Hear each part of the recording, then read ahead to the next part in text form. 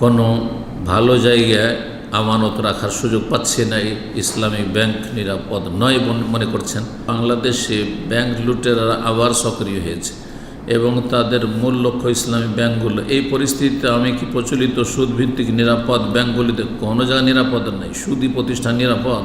আল্লাহর যুদ্ধের ঘোষণা রয়েছে, ভালো ঘোষণা। আজকে নিরাপদ, কালকে আল্লাহ ধ্বংস করবে। আর দেশে বিশ্বে আল্লাহর আযাব এই জন্যে, আল্লাহর আযাব, জি, আসমানি জমিনি আযাব, আপোষে লড়িয়ে দেওয়ার আযাব, জালেমকে চাপিয়ে দেওয়ার আযাব, সব এগুলি হচ্ছে হারাম জীবনযাপনের কারণে।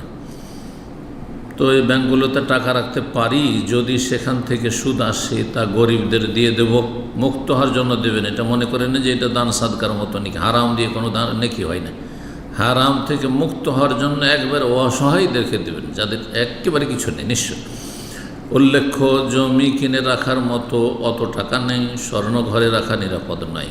যদি পরিস্থিতি এরকমই হয় যে কোনো ভালো জায়গায় আমানত রাখার সুযোগ পাচ্ছে না, ইসলামী ব্যাংক নিরাপদ নয় মনে করছেন, তাহলে সুদী ব্যাংকে রাখতে পারবেন সাময়িক, জি, আয় উপার্জনের জন্য নয়।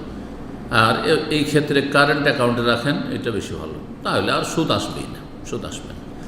কিন্তু যদি আপনার কিছু সুদ আসে তাহলে সুদী প্রতিষ্ঠান রেখে দেবেন না, না হলে এই সুদখোর যারা এই সুদী প্রতিষ্ঠানে চাকরি করে তারা এই হারামকে আল্লাহর অসন্তুষ্টির কাজ ব্যবহার করবে, গুনার কাজ ব্যবহার করবে।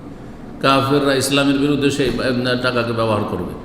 সুতরাং কখনো সুদের টাকা সুদী ব্যাংকে যদি রাখতেই হয় নিজের টাকা, তাহলে সেখানে ছেড়ে দেবেন না, উঠিয়ে নিয়ে মুক্ত হওয়ার জন্য দান খেরাত করে দেবেন।